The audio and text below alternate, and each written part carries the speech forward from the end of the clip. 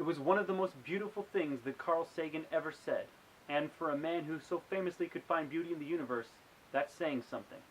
In his 1973 book, The Cosmic Connection, Sagan wrote, "All the rocky and metallic material we stand on, the iron in our blood, the calcium in our teeth, the carbon in our genes were produced billions of years ago in the interior of a red giant star. We are made of star stuff."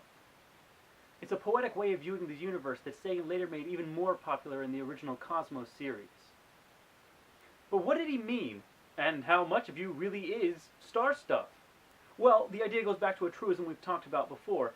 In addition to providing light and heat, stars are also element factories. The smallest and simplest of the elements is hydrogen, just a single proton and an electron. It's the most basic form of the stuff Sagan was talking about, and it, along with most of the helium in our universe, which is 4 hydrogen nuclei fused together, are the result of the Big Bang.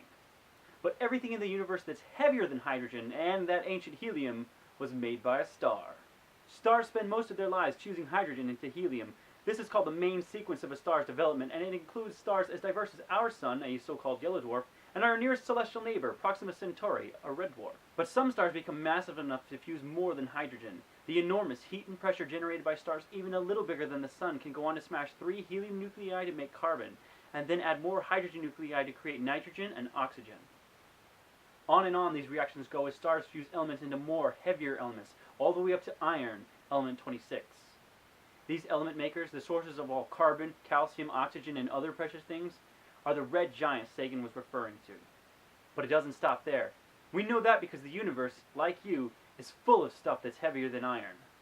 In some red giants during their final death throes, their cores will collapse and heat up even more, generating enough heat to fuse even iron nuclei, forming elements as heavy as bismuth, element 83. But most of the heaviest elements come from something even more fantastic, supernovas. These elements can only be fused into being with the energy that comes with the final collapse and explosion of a dying star. Gold, silver, lead, uranium, they were all created by stars that had run out of nuclear fuel, their enormous masses collapsing in on themselves by the weight of gravity, and then flinging out their remains into the universe as clouds of gas and dust. And those clouds went on to form other stars and other planets, and ultimately, you. So how much of you is made of dead stars? Well, you've probably heard that you're mostly made of water, which is true. The average human is about 53% H2O, each molecule of which contains 2 atoms of hydrogen dating back to the Big Bang. There are lots of other compounds in your body, of course, but scientists estimate that, mainly because there's so much water inside you, hydrogen is by far the most common atom in your body, accounting for 62% of the 7 billion atoms that make you, you.